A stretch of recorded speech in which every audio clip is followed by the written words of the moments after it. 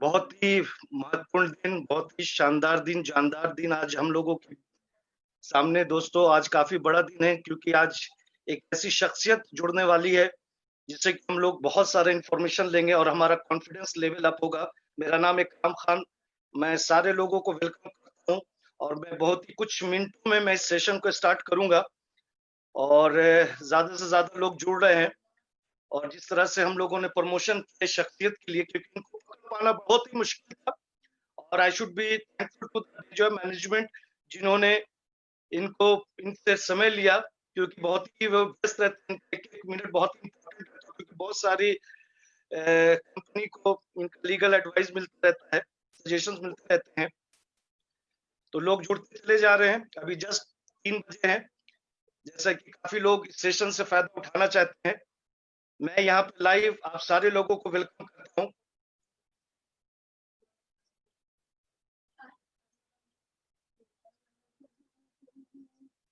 एक इन्फॉर्मेशन देना चाहूँगा जहाँ लोग बोलते हैं आवाज़ नहीं आ रही मेरी आवाज़ क्योंकि काफ़ी हम लोगों ने ट्रायल करने के बाद ये कन्फर्मेशन करने के बाद आप अपने लिंक को, अपनी जगह को आप थोड़ा शिफ्ट करेंगे, आपको आवाज़ आएगी दोस्तों।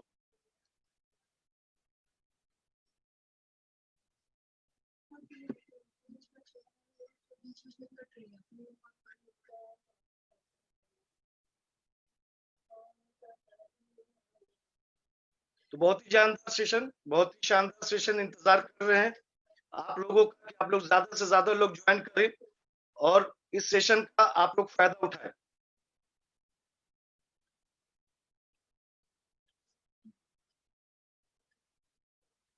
तो अपनी टीम को कनेक्ट कराइए क्योंकि उनको भी बहुत फ़ायदा होगा, साथ में आपको फ़ायदा होगा क्योंकि ये बिल्कुल डिफरेंट सेशन है, डिफरेंट पर्सनैलिटी के साथ, पावरफुल पर्सनैलिटी के साथ।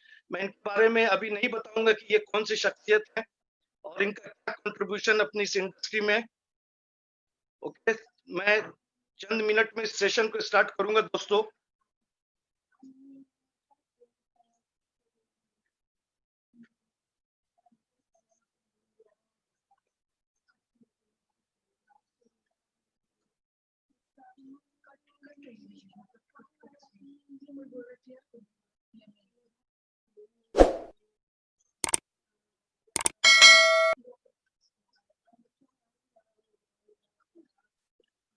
मेरे ख्याल से आप लोग काफ़ी लोग जुड़ चुके हैं और जुड़ भी रहे हैं। तो चंद ही मिनट में मैं इस सेशन को स्टार्ट करूँगा और जो कि मैं फिर आपको बताना चाहूँगा दोस्तों एक डिफरेंट पर्सनैलिटी, बहुत ही डिफरेंट पर्सनैलिटी, बहुत ही पावरफुल पर्सनैलिटी जिनका आप लोगों ने प्रमोशन किया होगा। तो उनसे आज हम लोगों को बहुत कुछ सीखने को मिलेगा और हम लोग सीखेंगे। और जब मान लीजिए जब वो सारी चीज़ें हम लोग सीखेंगे उनसे और उनसे जानेंगे, तो हमारा इस इंडस्ट्री पर और भी विश्वास, इस बिज़नेस पे और भी विश्वास हम लोगों का होगा। ठीक है? तो मैं चाहूँगा कि ज़्यादा से ज़्यादा लोग आप लोग कनेक्ट हों।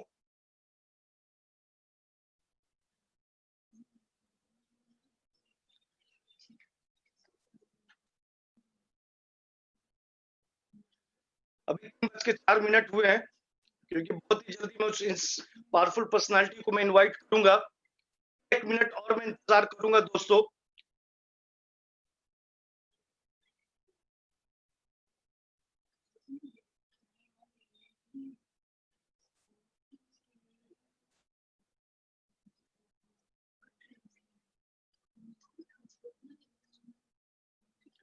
मैं एक बार रिक्वेस्ट करूँगा जो लोग कह रहे हैं क्योंकि मैंने काफ़ी टेस्टिंग के बाद जिन लोग को आवाज़ नहीं आ रही अपनी जगह को बदले।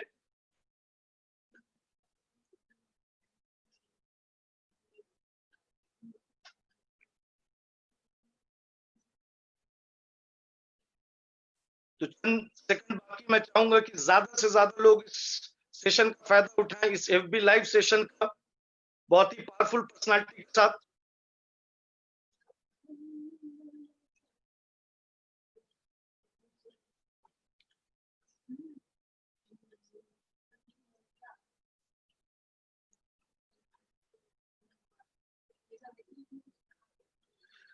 तो क्या अब आप लोग तैयार हैं? क्या आप लोग तैयार हैं? तो दोस्तों गुड आफ्टरनून एवरीवन। मेरा नाम है इकराम खान, मैं आप लोगों को वेलकम करता हूँ और मैं जिस शख्सियत को मैं इनवाइट करने जा रहा हूं, जो कि बहुत ही पावरफुल पर्सनालिटी, वो आपके सामने कुछ सेकंड में आएंगे, जो कि हमारे आज के वो चीफ गेस्ट हैं। उनका नाम मिस्टर राहुल सुदन है, जो कि जनरल सेक्रेटरी हमारे federation of Indian direct selling industry के, और वो एडिटर है डायरेक्ट सेलिंग टुडे मैगजीन, जो कि इंडिया की सिर्फ डायरेक्ट सेलिंग एमएलएम की ये ट्रेड मैगजीन है, और जो सच्चाई भरा न्यूज हमें देती है। इतना ही नहीं दोस्तों, ये कन्वेनर है डायरेक्ट सेलिंग कॉन्क्लेव के, और प्रिंसिपल ट्रेनर है ये डायरेक्ट सेलिंग ट्रेनिंग एकेडमी के। तो इनके साथ बहुत सारी चीजें जुड़ी हुई दोस्तों, बहुत सारा कीर्तिमान इनके साथ। तो मैं चाहूंगा कि सारे लोग मिलकर हमारे आज के chief guest mister Rahul Sudan को, जो हमारे जनरल सेक्रेटरी, उनको वेलकम किया जाए। So welcome mister Rahul Sudan sir, welcome on board sir. Namaste, Ikram sir. Good morning, everybody. Thank you. Happy to be part of Dayjoy today. आप सभी लोगों से आज इकराम साहब, अनमोल साहब ने, दिव्यांशी ने एक ये सेशन रखा है, तो आज कोशिश करेंगे कि आप सभी लोगों के जो क्वेश्चंस हैं उनका आंसर दे पाएं। जी इकराम साहब, कहाँ से शुरू करें? सर आपको मेरी आवाज बिल्कुल सुनाई दे रही है सर? बिल्कुल आवाज आ रही है, बिल्कुल क्लियर? जी इकराम साहब, आवाज आ रही है। मेरी आवाज आपको आ रही है? बिल्कुल सर, आपकी आवाज बिल्कुल मुझे आ रही है। तो सर, मैं जैसा कि आज हमारा सौभाग्य है, मैं आज आपसे बहुत कुछ हम लोग जानना चाहेंगे, सीखना चाहेंगे, और आपसे, क्योंकि ये जो सेशन है, ये आपका सेशन है। सबसे पहला क्वेश्चन जो कि सर हम लोग जानना चाहते हैं कि अपनी इस डायरेक्ट सेलिंग इंडस्ट्री में फिटसी का रोल है सर। ये बहुत ही महत्वपूर्ण क्वेश्चन काफी लोग पूछते हैं, तो इसका रोल क्या है हमारी इस डायरेक्ट सेलिंग इंडस्ट्री में फिटसी का, उसके बारे में आप कुछ बताना चाहें तो। जी इकराम साहब, फिटसी यानी कि federation of Indian direct selling industry एक डायरेक्ट सेलिंग एंटिटीज या डायरेक्ट सेलिंग कंपनीज की एसोसिएशन है। फिटसी का जन्म या फिटसी का उद्देश्य दो तीन लाइनों में अगर मैं बताना चाहूँ, तो उसका उद्देश्य है कि जो हमारी डायरेक्ट सेलिंग कंपनीज हैं, वो अगर उनको काम करते हुए कोई इश्यूज आते हैं, या वो सरकार से बात करना चाहती हैं, या वो किसी पहलू पे सरकार से एक प्लेटफॉर्म चाहती हैं, तो एक जरिया, एक एटीट्यूड या एक विजन की अगर हम बात करें, तो फिटसी हेल्प करती है डायरेक्ट सेलिंग एंटिटीज को सरकार के साथ बातचीत करने का जरिया बनने में। मैं भी डायरेक्ट सेलर रहा हूँ, आप सब डायरेक्ट सेलर हैं। आप जानते हैं कि अगर मार्केट में हमें किसी तरीके का इशू आता है तो हम अपनी कंपनीज को कांटेक्ट करते हैं। कंपनीज जो होती हैं, क्योंकि वो सब इकट्ठे होकर जो कॉमन क्वेश्चंस हैं जो डायरेक्ट सेलिंग इंडस्ट्री को इफेक्ट करते हैं, वो क्वेश्चंस हम एक एसोसिएशन के रूप में सरकार के पास लेके जाते हैं। फिटसी का जन्म आज से करीबन 3 साल पहले हुआ, 2017 में, और आज हमारे करीबन 28 मेंबर्स हैं जो इस इंडस्ट्री को रिप्रेजेंट करते हैं। फिटसी एक काम और करने में, उद्देश्य को अचीव करने में जिस रास्ते का इस्तेमाल करती है, वो है ट्रेनिंग का। फिटसी एक एजुकेशन, एक ट्रेनिंग बेस्ड एसोसिएशन है, जिसमें हम अपने डायरेक्ट सेलर्स को, अपने एसोसिएशंस को, अपने पार्टनर्स को, अपने एंटिटीज को डायरेक्ट सेलिंग एथिकल क्या है, लीगल के तरीके से क्या की जा सकती है, सरकार की क्या नई नीति हैं, इसके बारे में बताने में भी हेल्प करती है। तो इकराम साहब, अगर संक्षेप में फिटसी के रोल के बारे में बताया जाए तो ये बताना चाहूंगा। सर, आपने बहुत अच्छी जानकारी दी, लेकिन सर एक क्वेश्चन जो कि लोग हमके हमेशा दिमाग में आती है कि फिटसी की जरूरत क्यों पड़ी हमें? क्योंकि पहले ही एक गवर्नमेंट एक बॉडी थी हमारे, जिसको कि हम लोग जानते हैं, उसके बारे में मैं बाद में बात करूंगा। तो ऐसी फिटसी की हम लोग की जरूरत क्या पड़ी? क्या ऐसा जरूरत लगी कि व्हाई फिटसी? सो मेरी ask this question. I think वो टाइम और सिचुएशन की बात थी। जब इसे समझे कि जब 2016 में सरकार की गाइडलाइंस आई, तो हमारे कुछ मेंबर कंपनी या हमारे क्लाइंट्स या हमारे दोस्तों को ऐसा लगा कि एक कोई ऐसा प्लेटफॉर्म होना चाहिए जहाँ पे हम सब मिलके एक कॉमन बात सरकार के सामने रख सकें। उस टाइम पे ये महसूस किया गया कि कुछ इंडियन कंपनीज को ये प्लेटफॉर्म जनरेट करने में या बात करने में चैलेंज आ रहे थे। तो दूसरा बड़ा इंपॉर्टेंट क्वेश्चन था कि ये इंडस्ट्री जो है वो बहुत बड़ी इंडस्ट्री है। अब आप देखें तो ये तो अभी वर्ल्ड वाइड डेटा के हिसाब से हम कंपैरिजन करते हैं, या यूरोप या यूएस की मार्केट, क्या कोरिया की मार्केट से भी कंपैरिजन करते हैं, तो अभी तक हम उस पोटेंशियल तक पहुंच नहीं पाए हैं। तो इतने सारे लोगों को साथ ले चलने के लिए अलग-अलग तरीके की ऑर्गेनाइजेशन, अलग-अलग तरीके के एफर्ट किए जाते हैं। तो फिटसी एक ऐसे ही एफर्ट का रिजल्ट था, जहाँ पे हमें साथ में लेके कुछ लोगों की साथ में लेके चलना था कि हम सही तरीके से, एक एथिकल तरीके से उन लोगों की बात सरकार तक पहुँचा सकें। यही फिटसी का उद्देश्य था बनने का, और आगे चलने का भी यही उद्देश्य है हमारा। चलिए सर, हम लोग जब आपने जैसा कि काफ़ी लोग इस इंडस्ट्री से काफ़ी सालों से जुड़े हुए हैं, तो एक जो हम लोग करीब 20 साल इस इंडस्ट्री को हो गए हिंदुस्तान में, सबसे पहले हम लोगों ने सुना था IDSA, Indian direct selling association का सुना था, और काफ़ी लोग इसको जानते हैं कि ये प्राइवेट गवर्न बॉडी है। लेकिन हम लोग आपसे जानना चाहेंगे, जैसे कि मैं अगर बताऊँ कि जनता जानना चाहती है, जनता का ये सवाल है, आईडीएसए और फिटसी में क्या अंतर है? पहला एक चीज़ इकराम साहब ठीक करना चाहूँगा कि जो भी एसोसिएशन है, या ये समझिए कि डायरेक्ट सेलिंग की अगर कोई नोडल डिपार्टमेंट है, डायरेक्ट सेलिंग का रूल्स बनाने का जिनको हक है और जो इस चीज़ को पूरे मॉनिटर करते हैं, वो सिर्फ़ मिनिस्ट्री ऑफ कंज्यूमर अफेयर्स है। सो कोई भी एसोसिएशन के पास ये पावर नहीं है, या कि आप कहें कि वो अ, स सरकार की जगह रूप ले सकती हैं। हम सरकार की हेल्प कर सकते हैं, अपने इनपुट देना चाहें, वो भी तब जब सरकार सुनना चाहे। हम ये नहीं कर सकते कि हम जाएँ और सरकार से बात रिक्वेस्ट कर सकते हैं बात करने की। सो आपका जो क्वेश्चन है कि वो गवर्नमेंट अप्रूव्ड है कि नहीं है आईडीएस से, तो वो नहीं है। ये एसोसिएशंस एक असिस्टेंट प्लेटफ़ॉर्म का रोल अदा करती हैं। अब जो फ़र्क है वो बेसिकली उनके बारे में मैं ज़्यादा नहीं कहना चाहूँगा। वो अपनी जगह वो उन्होंने भी बहुत अच्छा काम किया और बहुत अच्छे लोगों और बहुत अच्छी कंपनीज़ का एसोसिएशन है। हम सिर्फ़ टिप्पणी कर सकते हैं या बात कर सकते हैं अपने बारे में कि हम क्या करना चाहते हैं। तो जैसा कि मैंने पहले कहा कि हम एक ट्रेनिंग और एथिकल बेस्ड सॉल्यूशन कंपनीज़ का जुड़ के काम करना चाहते हैं। तो हम ज़्यादा से ज़्यादा लोगों को अवेयरनेस लाना चाहते हैं। देखिए, हमारी इंडस्ट्री की सबसे बड़ी प्रॉब्लम क्या है? असल में हमारी इंडस्ट्री की अगर आप समझें तो सबसे बड़ी प्रॉब्लम हमारी खुद की बनाई हुई नेगेटिविटी है, जो कस्टमर से क बाहर मार्केट में लोगों तक चली जाती है, जिसका परसेप्शन वो इस इंडस्ट्री के लिए ठीक नहीं कर पाते, और उसमें कहीं न कहीं हम सभी ज़िम्मेदार हैं। इस परसेप्शन को, इस इंडस्ट्री की असलियत को लोगों तक लाने के लिए हमने एसोसिएशन ने जो सहारा चुना है वो एजुकेशन का है कि हम जितने से ज़्यादा लोगों को ठीक चीज़ बता पाएँगे, ये बता पाएँगे कि ठीक तरह से एमएलएम या डायरेक्ट सेलिंग कैसे की जाती है, उतना ही कम इसकी नेगेटिविटी होती जाएगी। अगर आप फ़र्क में समझें तो हमारा सबसे बड़ा फ़र्क सिर्फ़ यही है कि हम चाहते हैं कि ज़्यादा से ज़्यादा लोग इस इंडस्ट्री के प्रति पॉज़िटिव हो सकें। वो इस इंडस्ट्री को करें या नहीं करें, पर इस इंडस्ट्री की तरफ जो सकारात्मक सोच है, वो डेवलप होना बहुत ज़रूरी है। यही हमारा उद्देश्य है, इकराम साहब। राहुल सर, जैसे कि आपका अलग-अलग अचीवमेंट रहा, आप जनरल सेक्रेटरी भी, और आपने बहुत कुछ महीने पहले आप एडिटर भी बन के आए, बहुत ही पावरफुल मैगज़ीन जो कि डायरेक्ट सेलिंग टुडे मैगज़ीन के नाम से, जो कि हिंदुस्तान का सिर्फ़ एकमात्र मैगज़ीन है, जो कि अपनी इस इंडस्ट्री को रिप्रेज़ेंट करता है, और मैंने कई बार इसको पढ़ा भी है, जो कि सच्चाई को बताता है। तो ऐसी क्या ज़रूरत पड़ गई इस मैगज़ीन को आपको लॉन्च करने की? जो मैंने अभी बात करी कि सकारात्मक सोच, आप काफ़ी टाइम से इंडस्ट्रीज़ में, आप खुद काफ़ी टाइम से इस इंडस्ट्री में हैं, और हमारे आपके काफ़ी सारे डिस्ट्रीब्यूटर्स हैं जो काफ़ी टाइम से इस इंडस्ट्री में काम करते हैं। वो सभी एक बात जानते हैं कि हमारी इंडस्ट्री में या तो बहुत पॉजिटिव ज्ञान होता है, या बिल्कुल नेगेटिव होता है। या तो हम सीधा स्वर्ग में होते हैं या सीधा नर्क में होते हैं।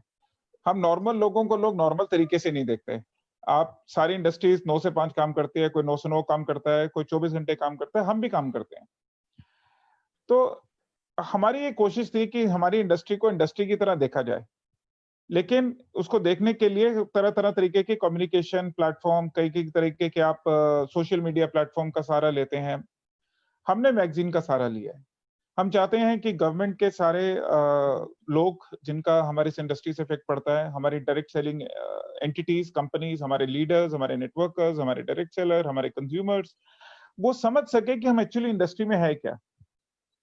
तो इस इंडस्ट्री का करेक्ट पर्सपेक्टिव या करेक्ट सोच देने की नियत से ये मैगज़ीन का निकालने का पर्पस है। एंड आई एम श्योर जब आगे अनमोल साहब फ्री होंगे तो वो भी हमारी मैगज़ीन में अपना इंटरव्यू देना चाहेंगे। वो काफ़ी बिल्कुल बिज़ी सर, रहते हैं बिल्कुल। आजकल। जी सर। जी। सर, एक क्वेश्चन आ रहा है, जो मैं बीच-बीच में थोड़ा क्वेश्चन भी लोगों का लेता जाऊँगा। हुँ। ऐसा कुछ अपने इस फील्ड में कुछ ऐसा प्रोसेस है कि वेयर वी कैन आइडेंटिफाई कि कौन रियल कंपनी है, कौन जेन्युइन कंपनी है या कोई फेक कंपनी है?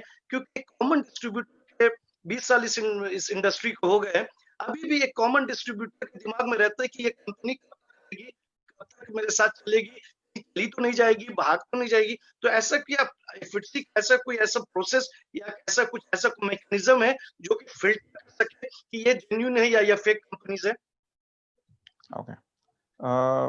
इकराम साहब, पहले हम ये समझते हैं कि जो भी जेन्युइन कंपनी का जो मतलब है वो बेसिकली वो कंपनीज हैं जो सरकार द्वारा मान्यता प्राप्त, यानी कि मिनिस्ट्री ऑफ कंज्यूमर अफेयर्स द्वारा लेड गाइडलाइंस का पालन करती हैं या उसको फॉलो करती हैं। हमारा पहला फिटसी का यादस्टिक है कि ज्यादा से ज्यादा कंपनीज को ये समझाया जा सके कि आपको कंज्यूमर अफेयर्स में जो सेंट्रल की गाइडलाइंस हैं, साथ ही में 13 स्टेट्स 13 राज्य जिन्होंने अपनी गाइडलाइंस का भी रिलीज किया है, अपनी गाइडलाइंस को रिलीज किया है जिन्होंने, आप उनको भी सबमिट करें, उनको भी कंप्लाई करते हैं कि नहीं करते। तो यानी जो जेन्युइन कंपनी का जो शब्द है, वो कंपनी जो डिपार्टमेंट को पहले अप्लाई करती हैं और डिपार्टमेंट के ऑब्जेक्शंस आने पे या उनके कुछ कंप्लेंट्स आने पे या उनके सुझाव देने पे उसी अनुरूप अपने प्लान को, अपने ग्रीवियंस मैकेनिज्म को, अपने कस्टमर की रिफंड पॉलिसी को, टर्मिनेशन पॉलिसीज को चेंज करती है। वो एक सबसे बड़ा जेन्युइन कंपनी होने का स्टेप है। सेकेंड स्टेप आता है जब हम एसोसिएशन में किसी को मेंबर के लिए लेते हैं या कोई भी हमारा पार्टनर बनना चाहता है, हमारा मेंबर बनना चाहता है, तो हम सीधा, हमारा एक ही पहला रूल है कि वो कंज्यूमर अफेयर में होना चाहिए या वो कंज्यूमर अफेयर का एप्लीकेंट होना चाहिए। उसके साथ साथ देखिए फिर क्या होता है, फिर एक नीचे साथ ही जब वो कंज्यूमर अफेयर में होता है प्लस वो बाकी स्टेट्स में होता है, तो हमारे लिए ये एप्लीकेशन का क्लियरेंस का बहुत ही बड़ा प्रूफ होता है। जो सरकार से कंप्लाई करेगा ऑब्वियसली हम उसके साथ ही काम कर सकते हैं, जो उनके साथ कंप्लाई नहीं करेगा तो फिटसी क्या कोई भी उसके साथ काम करना नहीं चाहेगा। जी। Okay sir. सर एक नॉर्मल क्वेश्चन ये भी लोग आपसे उसका जवाब जानना चाहेंगे कि जो वर्ड लीगलिटी जुड़ा है हम लोगों के इस इंडस्ट्री के साथ, जहाँ के लोग कंज्यूमर अफेयर की बात करते हैं, तो मैं आपसे ये जानना चाहूंगा कि सर इस डायरेक्ट सेलिंग इंडस्ट्री में अभी जो लीगलिटी का स्टेटस है, कैसे हम इसको मान सकते हैं कि आज के दिन में हमारा एक एज अ नॉर्मल डिस्ट्रीब्यूटर हम इस इंडस्ट्री के साथ जुड़े तो मेरा भविष्य सुधर जाएगा। So what is the present status of legality in direct selling industry? इकराम साहब, 2016 में centre department of consumer affairs ने जब गाइडलाइंस निकाली, तो वो हमारा पहला स्टेप था इस इंडस्ट्री को एक लीगल की तरफ लेके जाने का। और उन गाइडलाइंस के आने से आप ये समझे तो हमारी इंडस्ट्री को एक शेप मिलना शुरू हुई, एक विचार ने शक्ल लेना शुरू की। उस इंडस्ट्री में आगे चलते हुए कई स्टेट्स ने इसको एक्सेप्ट भी किया, जैसे 13 स्टेट्स की मैं बात करता हूँ, 13 राज्य जिन्होंने इस गाइडलाइंस को एक्सेप्ट किया, और कुछ राज्यों ने अपने स्टेट्स को अप्रूव भी किया है, चेक भी किया है उनकी फाइल्स वगैरह को भी, और एक नेक्स्ट स्टेप पे भी लेके गए हैं। अब इसके बाद जो सबसे इंपॉर्टेंट नेक्स्ट स्टेप आया था वो कंज्यूमर एक्ट था, कंज्यूमर एक्ट 2019 का, जिसके अंदर डायरेक्ट सेलिंग, ई कॉमर्स जैसे बिजनेस मॉडल को, नए बिजनेस मॉडल को, new form of retail industries को अप्रूवल मिला। डायरेक्ट सेलिंग शब्द पहली बार एक्ट का पार्ट बना। अभी जो स्टेटस है उसके अंदर इनके ऊपर एक वर्किंग रूल्स बन रहे हैं। वर्किंग रूल्स बनने के बाद उसके अंदर कंज्यूमर एक्ट के अंदर एक सीसीपीए की प्रोविजन है, यानी चीफ रेगुलेटर का अपॉइंट होना। आप समझे, ये सारा जो स्टेप्स हैं वो ये शो करता है कि सरकार हमारे साथ है और इस इंडस्ट्री के साथ है। वो समय आने पे इंडस्ट्री की नीड के अनुसार, उसकी जरूरतों के अनुसार अपने आप को हमें सपोर्ट करने को तैयार है। सबसे ज्यादा मुद्दा एक्चुअली तो ये है कि हम लोग कितना बदलने को तैयार हैं। आप समझें कि सरकार तो हमारे लिए एक लीगल फ्रेमवर्क बना देगी, वो हमारे लिए एक रेगुलेटरी एनवायरनमेंट बना देगी, लेकिन चलना हम ही सबको है। और अगर हम सही नियत और सही सिस्टम से चलते हैं तो हम सरकार का 1 और 1 11 करके हम इस इंडस्ट्री को आगे लेके जा सकते हैं। अगर आपके क्वेश्चन का आंसर दूं कि लीगैलिटी में, तो आप ये समझिए कि नए मॉडल रूल्स का इम्प्लीमेंटेशन होते ही काफी बड़ा पुश आने वाला है हमारी इंडस्ट्री को। ये काम पहले हो जाता है, पर अनफॉर्चुनेट लॉकडाउन और 1-2 स्टेप्स की वजह से वो थोड़ा डिले हो गया। और ये लेकिन जैसे ही आता है तो आप समझिए, मैं ये दोबारा आप लोगों से मिलके उस गाइडलाइंस जो मॉडल रूल्स हैं उसका दोबारा से एक बार सेशन जरूर करना चाहूंगा आप लोगों के साथ। बिल्कुल सही सर, बिल्कुल सही। सर एक छोटी सी बात, मैं आप जैसे अपने बिजनेस का एक चीज होता है वो है केवाईसी।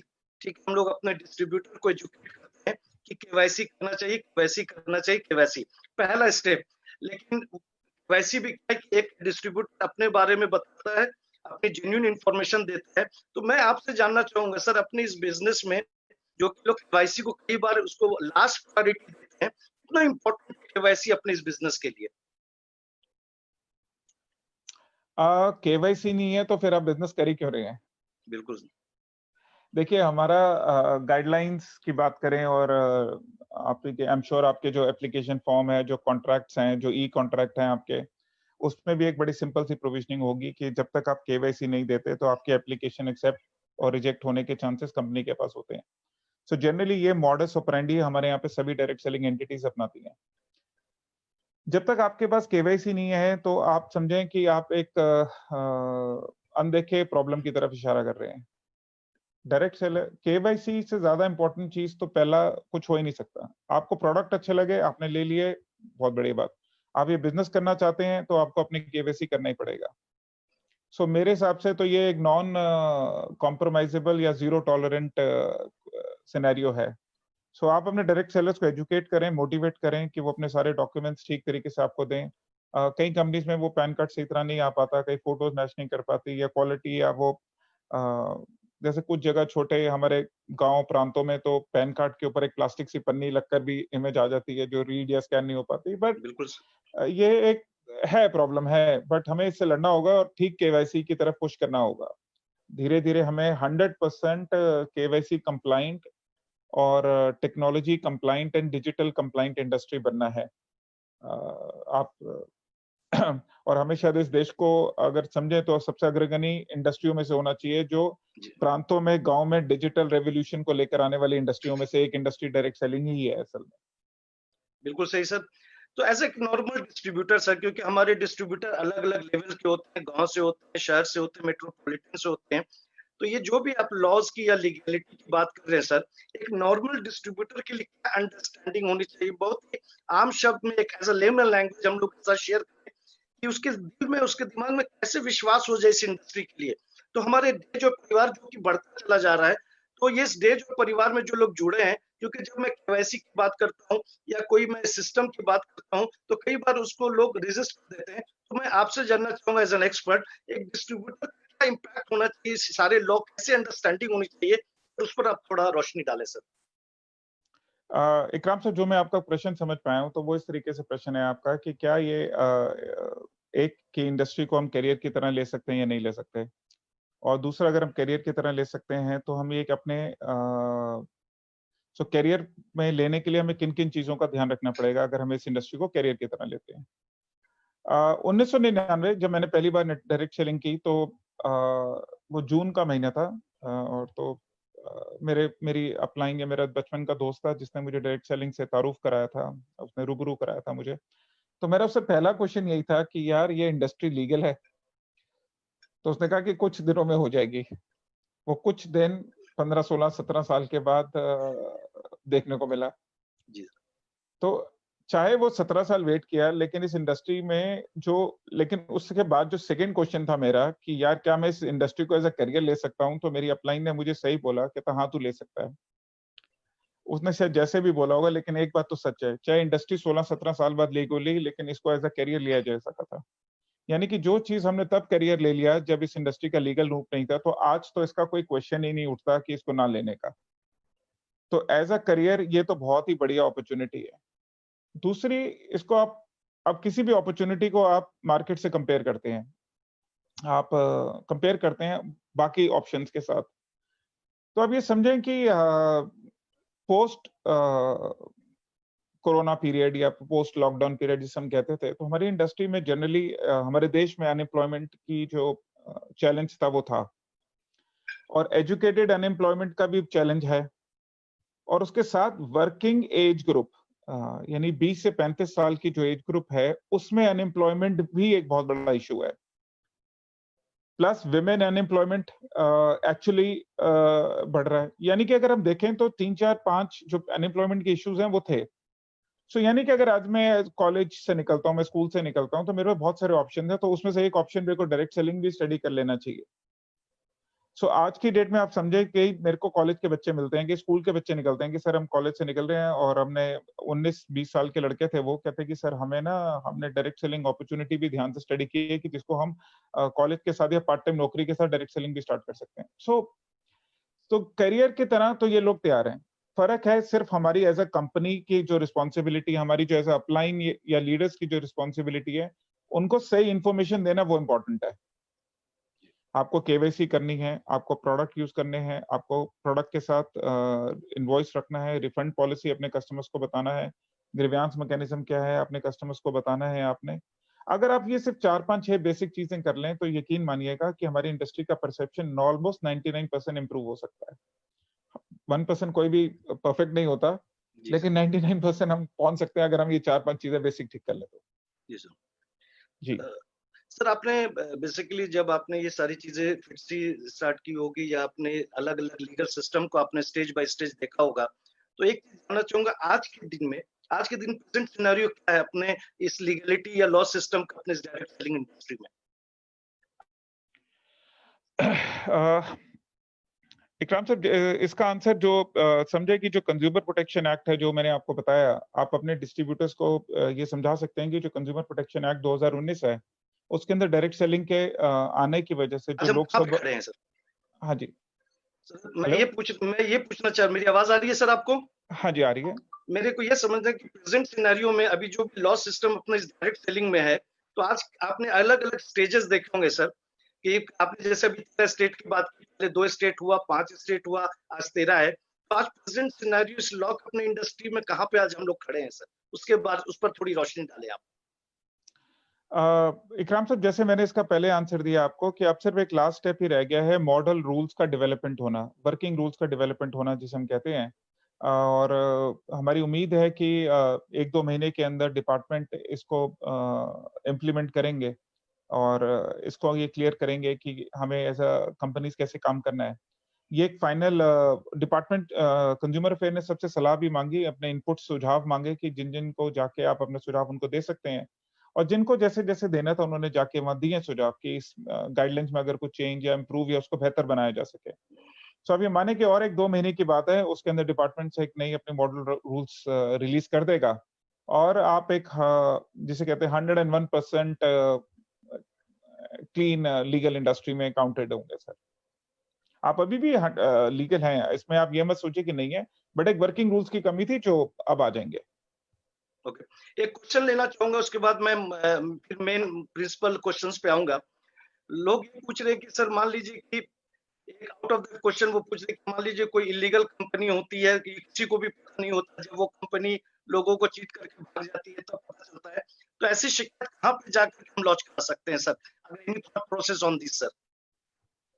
आपने सही क्वेश्चन पूछा, तो यानी कि हुँ, देखिए होता क्या है कि एक ठीक आदमी को ठीक चलने के लिए यानी अगर मेरे को गाड़ी रास्ते पे ठीक चलानी है, तो ये भी ज़रूरी है कि बाकी लोग गलत ना चलाएँ।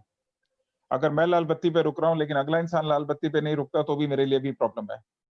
सो डिपार्टमेंट इसके फ़ेवर में काम करता है। अगर आप डिपार्टमेंट को इन्फॉर्म करते हैं कि ये फला-फला कंपनी है जो कस्टमर्स को, कंज्यूमर्स को चीट कर रही है, तो आप डिपार्टमेंट को इन्फॉर्म कर सकते हैं। और आप सब लोग शायद सरप्राइज़ होंगे, लेकिन हमने जब डिपार्टमेंट का एक्शन लेने का तरीका देखा, उनकी स्पीड देखी है काम करने की, जिस तरीके से वो काम करते हैं, वो वाक़ई में बहुत सराहनीय है। आप क्वेश्चन मुद्दा यहाँ पे ये आता है कि आप लोग सामने नहीं आते। कई लोग कुछ कहते हैं जैसे कहते हैं कि हमारे यहाँ एमएलए में कहावत थी कि पेन चुभती है लेकिन कोई बोलता नहीं है। तो बिल्कुल सर। प्रॉब्लम होती है, लेकिन हम सब नहीं बोलते। हमें लगता है कि वो 2, 4, 5 दिन में, महीने में वो कंपनी बंद हो जाएगी तो हमारे को फ़र्क नहीं पड़ेगा। लेकिन आप लोग जब सामने आते हैं, डिपार्टमेंट को इन्फॉर्म करते हैं, डिपार्टमेंट उन पे एक्शन लेता है, तो उतना ही अवेयरनेस लोगों को आता है कि ठीक चीज़ क्या है। सच्चाई तो ये है कि आज भी ठीक और गलत का अंतर समझाना बहुत मुश्किल है। वो तभी समझा सकते हैं जब हम उन्हें एजुकेट करें कि ठीक चीज़ क्या है। और इसके वेरिएंस में, इसके गलत में कुछ भी आता है तो आप डिपार्टमेंट को इन्फॉर्म कीजिए। और आई एम श्योर आप डिपार्टमेंट की एफिशिएंसी और सरकार की स्पीड देख के आप सभी लोग बहुत खुश होंगे। ओके सर, नाउ जब से ये अपनी इंडस्ट्री लीगलाइज़ होगी तो उसमें 2 क्वेश्चन मैं पूछना चाहूँगा, एक नेशनल लेवल पे और एक स्टेट लेवल पे। क्योंकि दोनों का वैसे बिज़नेस को लेकर बिज़नेस इंडस्ट्री को लेकर अलग-अलग अंडरस्टैंडिंग है। तो मैं आपसे जानना चाहूँगा सर, जब से ये इंडस्ट्री लीगलाइज़ हुई है, तो नेशनल लेवल पे क्या इम्पैक्ट पड़ा है और अपने स्टेट लेवल पे क्या इम्पैक्ट पड़ा है? तो उस पर कुछ रोशनी डालें सर आप। सेंट्रल ने कंज्यूमर अफेयर्स ने जो गाइडलाइंस निकाली वो नेशनल लेवल पे है, पर उसके साथ साथ उन्होंने वो एक मॉडल एडवाइजरी गाइडलाइन थी जिसमें उन्होंने स्टेट को पावर किया कि वो उसकी मॉनिटरिंग एक्शन स्टेट बना सकता है। यानी कि अगर कोई वो फॉलो करना नहीं करता तो आप उसके ऊपर सजा क्या देना चाहते हैं, पीनल एक्शन क्या करना चाहते हैं, स्टेट्स के ऊपर प्रोविजनिंग है। तो हर स्टेट अपनी सहूलियत के हिसाब से, अपनी सिस्टम के हिसाब से अपनी अपनी पॉलिसी को फ्रेमवर्क बना रहा है। आप ये समझे तो अबाउट 90% तो सेंटर के रूल्स ही हैं। 8 या 10% का थोड़ा-सा वेरिएशन होता है जिसमें हर स्टेट के हिसाब से। गोइंग फॉरवर्ड एक्चुअली वो हमने रिक्वेस्ट कर रहे हैं कि वो एक नेशनल लेवल पॉलिसी रहे। तो हमारी एसोसिएशन की ये रिक्वेस्ट है कि जो भी फॉलो किया जाए नेशनली किया जाए। ऐसा ना हो कि एक स्टेट के लिए कुछ हो और दूसरे स्टेट के लिए कुछ हो। बट हिंदुस्तान एक फेडरल कंट्री है और ये जो कंज्यूमर एक्ट है इसका फेडरल में बड़ा इंपॉर्टेंट रोल भी है। सो अगर आप मोटा-मोटा समझें तो स्टेट्स को भी गवर्नमेंट सेंटर पोजीशनिंग देता है अपने इनपुट्स देने के लिए।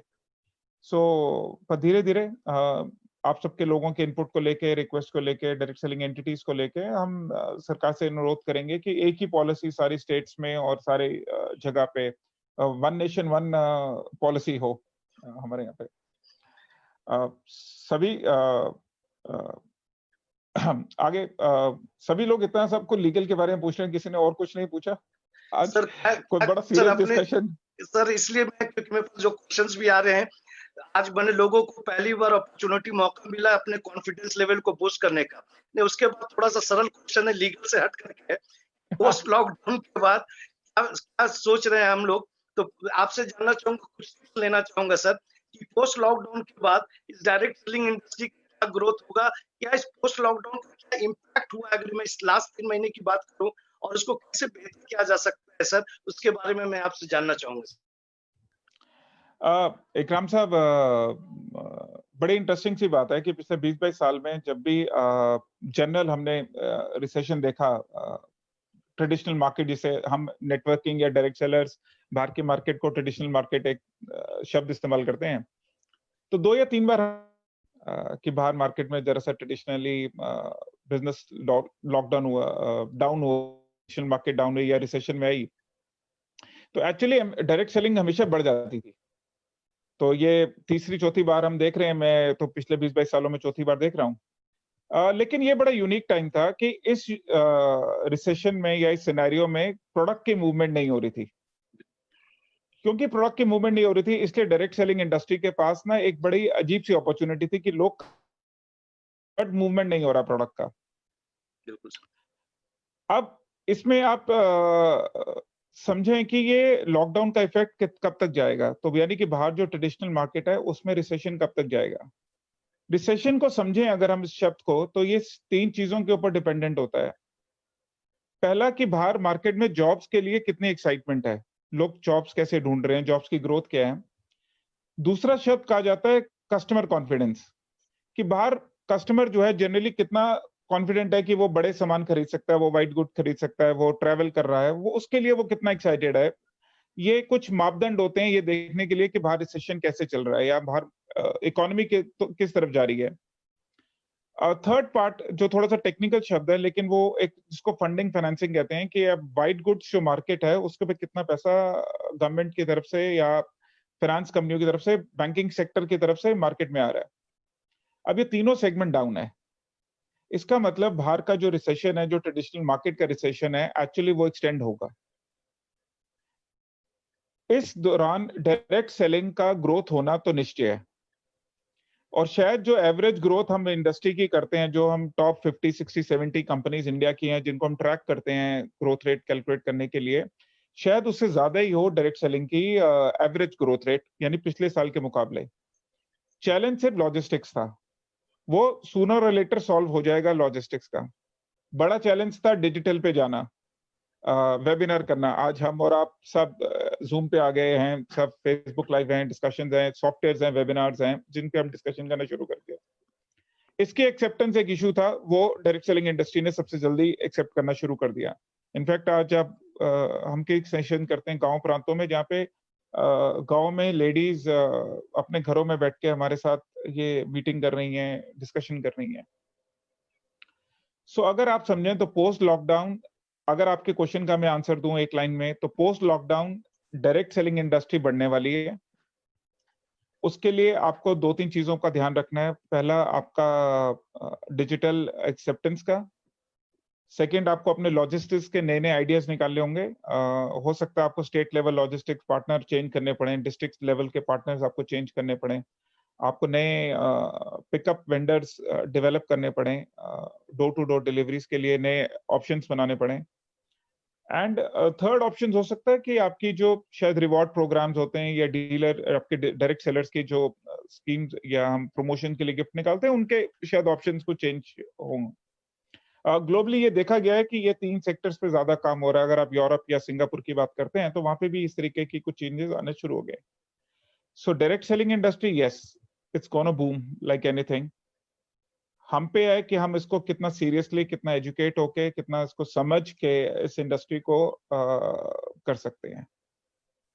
ठीक, Ram Sahab. Sir as a normal distributor, एक आम डिस्ट्रीब्यूटर गांव का आपसे ये जानना चाहता है सर कि हमने 3 महीने से हम लोग लॉकडाउन में हैं, ठीक है सर।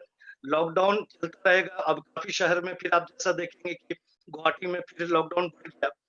तो मैं आपसे कुछ मोटिवेशन वर्ड या कुछ ऐसा प्रैक्टिकली सुनना चाहता हूँ, जिससे कि मेरी कमाई बढ़ जाए, मेरा एक्शन प्लान कैसे सही तरीके से हो, जिससे कि हम इस इंडस्ट्री में बने रहें और मेरी कमी जो कमाई की जो कमी है, थोड़ा बहुत हो, बिल्कुल खत्म ना हो, इसको और बेहतर तरीके से कैसे हम अपने बिज़नेस में डाल सकते हैं। तो कुछ सजेशन या एडवाइस अपने डिस्ट्रीब्यूटर्स के लिए या लीडर्स के लिए जो किसी भी रैंक पे हो, तो वो आपसे जानना चाहेंगे सर। इकराम साहब, मैं तो बिजनेस के बारे में ज्यादा तो क्या आपको एडवाइस कर पाऊंगा। आप लोगों की टीम बहुत सक्षम और बहुत ही कैपेबल टीम है आपकी। लेकिन एक वाक्य है, आज से करीबन साल से 7-10 महीने पहले की बात है, अगस्त या सितंबर की बात है। मुझे अनमोल साहब के फादर के साथ हम मिले थे कहीं पे, तो उन्होंने डिस्कस किया था कि ये इंडस्ट्री कितनी तेज ग्रो कर सकती है या ये इंडस्ट्री कितनी स्लो चलती है, या ऐसे इसी पे हम जनरल बात कर रहे थे। तो उनके फादर साहब ने एक बड़ी अच्छी चीज कही। कहते हैं कि मतलब ये जो रेस है, ये 100 मीटर और मैराथन के बीच में रहेगी, लेकिन बंदा भागेगा तो सही ना। तो मेरे को वो लाइन इनकी बहुत समझ में आई कि उन्होंने एक लाइन में एक्चुअली इस इंडस्ट्री का सम अप कर दिया। तो समझिए कि अगर हम आज अक्टूबर, नवंबर, दिसंबर में हम 100 मीटर, 200 मीटर, 400 मीटर की रेस में थे, आज शायद ये मैराथन है, हाफ मैराथन है, पर हम चल रहे हैं, हम भाग नहीं रहे, लेकिन हम चल रहे हैं। सो इंडस्ट्री स्लो जरूर होगी, कुछ टाइम के लिए आपकी लॉजिस्टिक्स की मूवमेंट स्ट्रगल जरूर करेगी, और यही एक ऐसा टाइम भी है जब आपके नए-नए तरीके डेवलप होंगे। हो सकता है नए तरीके का डिलीवरी मैकेनिज्म डेवलप हो जाए इसी को लेके। ये भी सच्चाई है कि पुराने तरीकों को तब तक हम चैलेंज नहीं करते जब तक वो बिल्कुल प्रॉब्लम में नहीं आते। तो हो सकता है हम नया कोई ऑप्शन डेवलप करें। तो मेरा आप सभी लोगों से ये कहना है कि आप इस इंडस्ट्री को जब करियर की तरह लेते हैं, तो करियर में उतार-चढ़ाव आते हैं। हम इंजीनियर भी बनते हैं तो भी 4 साल पढ़ते हैं, उसके बाद भी कोई गारंटी नहीं होती हम किस लेवल के इंजीनियर बनते हैं। और जिस कंपनी में हम जाते हैं, क्या वो जॉब हमें को हर साल रेज़ देगा, वो भी कोई गारंटी नहीं होता। बट हम रहते हैं सिस्टम में, क्योंकि हमें पता है कि वो जब इंडस्ट्री ग्रो करेगी तो मैं अपने आप ग्रो कर ही जाऊँगा। बिल्कुल सर। तो मेरा आप सभी डायरेक्ट सेलर से ये अनुरोध है, ये रिक्वेस्ट है कि अगर आप इसको एज़ अ करियर जब ले रहे हैं ना, तो स्पीड आप ऊपर-नीचे हो सकती है। पहला गियर से 5वें गियर के बीच में आपकी स्पीड हो सकती है, पर चलते रहिए। ये इंडस्ट्री सबको अपने सपनों तक, अपने मंजिल तक, अपने रास्ते तक ले जाती है। आप कहाँ तक पहुँचना चाहते हैं, और आप में कितनी ताकत है, ये आपके पंखों में ही होता है। राइट इकराम साहब?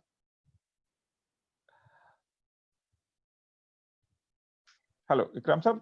या राव सर, सर आपने काफी अच्छी वर्ड अभी एक कही, उसी से रिलेटेड मेरा नेक्स्ट क्वेश्चन था, करियर बोला। क्योंकि जब भी जैसे अपनी मैं डे जॉय की बात करूं, अगस्त 2019 में स्टार्ट हुआ, काफी लोग आते थे, काफी भीड़ आई, लोगों ने काफी इस बिजनेस को ज्वाइन भी किया। अब जैसे बिल्कुल सही कहा कि हम लोग मैराथन रेस में हैं और बहुत जल्द और भी हम लोग ग्रो करेंगे। तो मैं एक मैसेज सर डे जॉय के लिए और डे जॉय के डिस्ट्रीब्यूटर के लिए, क्योंकि क्वेश्चन लोगों ने हमसे ये पूछा है कैसे हम इस डेज पे विश्वास करें, ठीक है, क्योंकि बाहर से कुछ भी नहीं दिखता है। तो क्वेश्चन है कि हमारी सेंट्रल गवर्नमेंट की कोई एफर्ट्स हैं क्या कि अपनी इस डायरेक्ट सेलिंग इंडस्ट्री में अगर अपना करियर बनाना है, तो क्या सोचें जिससे कि मुझे लग जाए कि इस कंपनी में हम ज्यादा दिन तक सर्वाइव कर पाएंगे। आप ये मत सोचिए कि आपने सरवाइव करना है, आप ये सोचिए कि आपने ये इंडस्ट्री जीनी है, ये इंडस्ट्री समझनी है। जब आप सर्वाइवल की सोचते हैं तो कोई सर्वाइव नहीं करता, लेकिन जब जीने की सोचते हैं, जब चलने की सोचते हैं तो ही आप जीते हैं। इस इंडस्ट्री में स्पीड ऊपर नीचे कर सकते हैं। आप अगर हफ्ता काम करते हैं तो 4 दिन काम कर सकते हैं, आप 3 दिन काम करते हैं, आप 7 दिन काम कर सकते हैं। आप अपनी स्पीड खुद डिसाइड कीजिए, ये फ्लेक्सिबिलिटी ये बिज़नेस देता है। आप आधा घंटा काम करना चाहते हैं, 1 घंटा काम करना चाहते हैं, आप दसों दिन काम करना चाहते हैं महीने के, आप चूज़ कर सकते हैं। और आप ये चूज़ इसलिए कर सकते हैं क्योंकि एक ये industry obviously it is here to stay, ये यहाँ रहनी है, ये ग्रो करनी है और ये चलेगी। ऐसा कुछ नहीं है कि ये कोई टाइम फेज़ इंडस्ट्री है। क्योंकि ये लोगों की बेसिक चीज़ों को ज़रूरत को पूरा करती है, उनकी इनकम को, उनके प्रोडक्ट को, उनकी सर्विस को पूरा करती है। जैसे कई इंडस्ट्रीज़ हैं जो आज की डेट में कोरोना के चैलेंज हो गया है, जिसे हम कहते हैं फ्रीज़ हो गई हैं इंडस्ट्रीज़, पर डायरेक्ट सेलिंग उनमें से नहीं है। सेकंड आता है कि आप जिस शिप में चल रहे हैं, यानी उस शिप का कैप्टन कैसा है, उस शिप के जहाज का विजन कैसा है, उस शिप की लीडरशिप कैसी है। अ, तो आप मेरे से ज़्यादा बेहतर जानते हैं अपनी शिप के बारे में। आप वो जानते हैं कि वो आपके शिप के कैप्टन और क्योंकि कुछ टाइम में आपने बहुत ही थोड़े टाइम में बहुत अच्छा परफ़ॉर्म किया है। अगर आप कंपेयर करें अपनी परफ़ॉर्मेंस को तो आई एम श्योर आप लोगों ने बहुत इंडस्ट्री स्टैंडर्ड्स को मेंटेन करते हुए अच्छा लेवल अचीव किया है। एंड मेरी शुभकामनाएँ, मेरी दुआ, मेरा प्यार है आप लोगों के साथ and I am really looking forward that day Joy जब अगली एनिवर्सरी करे अगले साल तो मैं आप सबसे लोगों से मिलने आपके नए कॉर्पोरेट ऑफिस में ज़रूर आ पाऊँ and to all the best ला टीम, ऑल द या बेस्ट एवरीबॉडी और राहुल सर, क्या last but not the least question sir, last but not the least, एक जी, क्वेश्चन, एक motivation message to all my Dejoy members, to all my Dejoy family, to all my leaders and achiever. मैं चाहूंगा कि all the best और best of luck रहेगा आपकी तरफ से, लेकिन एक मोटिवेशनल मैसेज कि क्यों उनको डेजॉय में रहना चाहिए सर। अब ये बड़ा मुश्किल काम कह दिया इकराम साहब आपने। ये तो आपकी स्पेशलिटी है, ये अनमोल जी की स्पेशलिटी है अ, और कि अ, मैं देखिए आप में से कई लोग मुझे नहीं पता कि आप लोग डायरेक्ट सेलिंग के बारे में क्या सोचते हैं, पर मुझे लगता है कि ये एक जीने का तरीका है। डायरेक्ट सेलिंग को अगर आप ये महसूस करें कि अगर आपने उसको अपने लाइफ़स्टाइल का पार्ट बना लिया है ना, तो यकीन मानिए इस इंडस्ट्री में स्लो चल और ये इंडस्ट्री अपने आप आपको दे जाती है। डे जॉय इस डायरेक्ट सेलिंग इंडस्ट्री का एक पार्ट है और डे जॉय ने 1 साल के अंदर काफ़ी कुछ अचीव किया, काफ़ी कुछ सीखा होगा, काफ़ी कुछ चीज़ें परफेक्ट नहीं होंगी, काफ़ी कुछ बना होगा, काफ़ी कुछ बिगड़ा होगा, लेकिन वो टाइम उन्होंने सर्वाइव किया और ज़्यादातर ये देखा गया है कि इंडिया में जो स्टार्टअप बिज़नेसेस होते हैं, से अबाउट 90% बिज़नेसेस जो स्टार्ट होते हैं इंडिया में करीबन साल डेढ़ साल के अंदर बंद हो जाते हैं। सो आप उस 10% से तो की कैटेगरी में तो आ गए हैं। यानी कि आप 90% जो फेल वाली कैटेगरी थे, आप उनसे तो निकल गए हैं। अब आगे बढ़ना है। तो मेरा आप सभी लोगों से एक ही रिक्वेस्ट है, आप इस अपॉर्च्युनिटी को समझें, इस इंडस्ट्री को समझें। आप इस इंडस्ट्री के वो फेस बनिए कि लोग कहें कि हाँ यार मिले तो मज़ा आया, सीखा तो मज़ा आया, काम किया तो इनके साथ मज़ा आया। और असली मोटिवेशन तो मुझे तभी मिलेगी आप सब लोगों से जब मैं अ, आप सब लोगों को आपके सेशंस में मैं ऐसे डायरेक्ट सेलर बैठ सकूं। तो मैं रिक्वेस्ट करूंगा कि आप जब भी अपना लीडर्स का सेशन लें तो मुझे भी बुलाएं और मैं कुछ सर, काम करने के बारे में ज्ञान ले सकूं। Thank you Rahul sir, thank you very much for your nice words. काफी अच्छा लगा सर, आपने अपना बहुमूल्य समय दिया, you have given your precious time. और बात यहीं पे खत्म नहीं होती दोस्तों, बात यहीं पे खत्म नहीं होती। हमारे कंपनी के एमडी मिस्टर अनमोल अनमोल अग्रवाल सर भी हम लोग के साथ कनेक्ट करना चाहते हैं। और मैं ठीक राहुल है सर को विक्रम साहब। हाँ जी सर, तो अब हमारे साथ जुड़ गए हमारे कंपनी के एमडी हेलो मिस्टर अनमोल अग्रवाल सर। विक्रम मैं साहब आपकी वॉइस चली गई थी, लास्ट में क्या कहा आपने? sir, thank you for your precious time. Thank you very much for the vast information which you have provided to us. बहुत बहुत शुक्रिया. आप जैसी पर्सनालिटी हमारे साथ जुड़ी, हमारा कॉन्फिडेंस लेवल हमारा बहुत ही अच्छा और भी बढ़ गया है, क्योंकि बहुत सारे अप्रिसिएशन एफबी पर आ रहे हैं. और मैं चाहूंगा कि जरूर जब हमारा लॉकडाउन खुलेगा तो आप भी हमारे स्टेज की शोभा जरूर बनेंगे, हम लोग आपको बुलाएंगे. और उसी के साथ मैं चाहूंगा राहुल सर आप भी बने रहें, क्योंकि हमारे साथ हमारे कंपनी के एमडी डैशिंग मिस्टर अनमोल अग्रवाल सर जुड़ गए हैं. और मैं चाहूंगा कि अनमोल अग्रवाल सर कुछ अपने शब्दों से हम लोगों का हौसला बढ़ाए. So over to Anmol sir. Thank you everyone, and thank you Rahul ji for such an amazing event, such an amazing seminar session. और उनको exactly पता है ये जो questions लोग मुझसे पूछते थे वो questions के शायद आपसे सुन के और आपसे समझ के ज्यादा बेहतर और confident feel करेंगे लोग. आपसे जो knowledge मिली है मैं लोगों को try करता हूँ, जो अपना उद्देश्य है कि लोगों को ज्यादा से ज्यादा educate करो, तो वो मैं कोशिश करता हूँ जितनी बातें आपसे सीखे, जितना हमने टाइम स्पेंड किया है, जो भी इंडस्ट्री के बारे में चीजें हैं, तो मुझे आपसे जो सीख मिली है मैं लोगों को पास ऑन करने की पूरी कोशिश करता हूँ. पर आज का सेशन से लोगों का और ब्रेन ओपन हुआ है. इसके बाद और मेरे पास भी जो क्वेश्चंस आएंगे मैं आपके पास लेकर आऊंगा कि और क्या लोगों के सजेशंस हैं, क्योंकि मुझे लगता है कि बिजनेस को ग्रो करने के लिए जो डे जॉय क्या फॉलो करता है वही मुझे लगता है कि किसी भी ऑर्गेनाइजेशन को बड़ा बनाता है कि आप लोगों से सजेशंस लो. कि सबसे बड़ी चीज है कि हर व्यक्ति का अलग पॉइंट ऑफ व्यू है, तो मैक्सिमम कलेक्टिव डेटा को हम एनालाइज करके और एक राइट डिसीजन पे आ सके.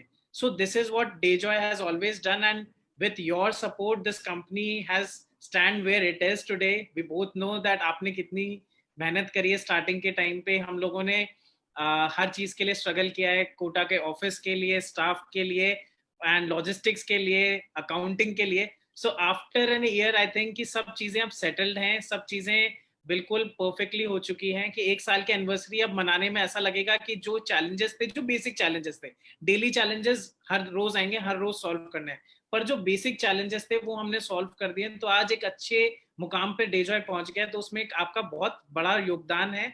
और लीगल साइड पे तो आप जो करते हो और जो आप सबके लिए करते हुए आए हो और डेजॉय के लिए किया है वो तो है ही, बट जो मेरे लिए पर्सनल पॉइंट ऑफ व्यू से किया, तो you are one of my mentor. की मैं जिससे इंडस्ट्री के बारे में सीखा, और शायद आपसे हम नहीं मिले होते फर्स्ट डे जो हमारी मीटिंग हुई थी आपके ऑफिस में, अगर नहीं मिले होते तो शायद डेजॉय की कभी स्टार्टिंग ही नहीं हो पाती. तो you are one of the biggest reason that Dejoy has started. So वही सबसे बड़ी बात है. बाकी सारी चीजें तो कंपनी कैसे जाएगी आगे, क्या होगा, वो सब लोगों को हम ब्रीफली डिस्कस करते रहते हैं. एंड आपने एक पॉइंट बहुत सही बोला, जो भी चैलेंजेस सबसे ज्यादा आ रहा है, वो आपकी बात सुन के मुझे ये भी रियलाइज हुआ कि इंडस्ट्री का इसका मतलब सबके लिए जो चैलेंज आ रहा है वो है लॉजिस्टिक्स. सो लॉजिस्टिक्स, सभी लोग जो इस मीटिंग को सुन रहे हैं उन लोगों से यही मेरा कहना है कि लॉजिस्टिक्स, आपने जैसे राहुल भाई की बात सुनी कि सिर्फ डेजॉय ही नहीं फेस कर रहा है, सारी एमएलएम कंपनीज फेस करी, तो थोड़ा सा बेयर करिए. चीजें धीरे धीरे नॉर्मल हो रही है, धीरे धीरे स्टाफ आ रहा है. जो भी कोरियर कंपनीज है उनके पास स्टाफ नहीं है, वो सारा स्टाफ वापस आ रहा है. So things will get normal. अभी भी हो गई है, अगले 1 महीने के अंदर और नॉर्मल हो जाएंगी. So after that we will rock. And Rahul ji, मैं आपको एक और चीज बताना चाहूंगा. हम लोग 200 अबव फ्रेंचाइजीज क्रॉस कर चुके हैं pan India. So that is one of the best news जो सभी लोगों के साथ शेयर करनी थी. So thank you Rahul ji for being part of such an great session. And thank you so much. Thank you so much for having me here. Thank you Anmol ji, thank you Divyansh, thank you Ikram sir, thank you team Dayjoy. Lovely session. और मैं उम्मीद करूंगा कि 2 या 3 महीने बाद हम ऐसा सेशन दोबारा कर सकें. बिल्कुल. Thank you so much gentlemen, thank you so much. Take care. Bye. Okay, God bless you all. Thank you very much. Have a good day everyone. Bye. Bye.